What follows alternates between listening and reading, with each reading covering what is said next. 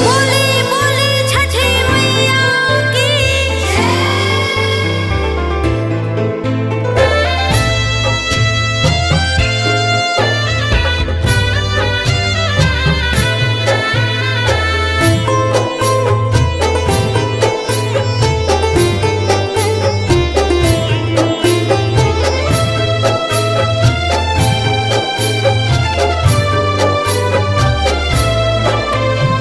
जोड़े जोड़े सुपावा आदित्य महले घटावा दिवाई चढ़ावे ले हो।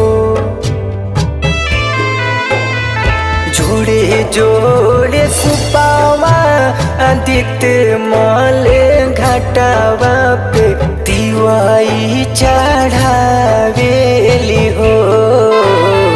जल बीचे खड़ा कोई दर्शन ला आसारा लगावेले हो। जल बीचे खड़ा कोई दर्शन ला आसारा लगावेले हो।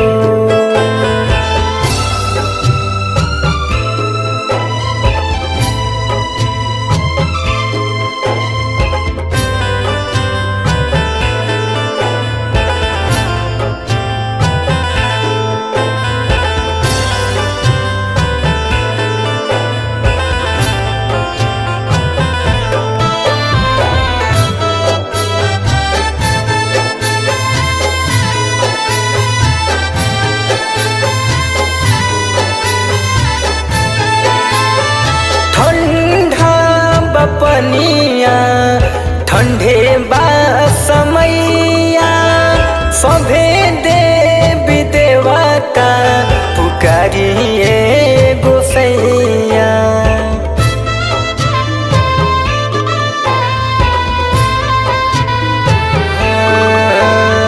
ठंडा बपनिया ठंडे बा समैया सभे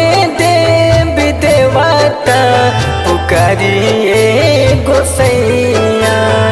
जोड़े जोड़े नारियल सूरज देव घटावा पे दिवाई चढ़ावे ले हो।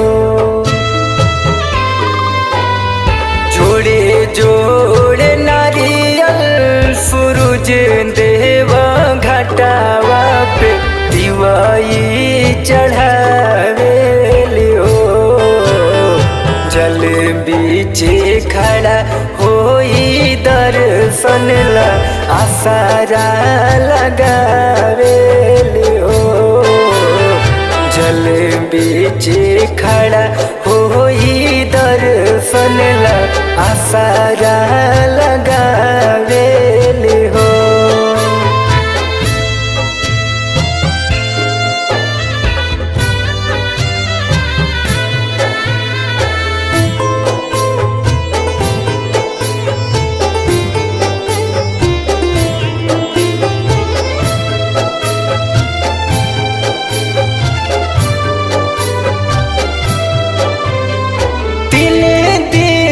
भूखल बाटे हमारो शरीरिया बिना अन्न पानी पुकारिए गोसैया।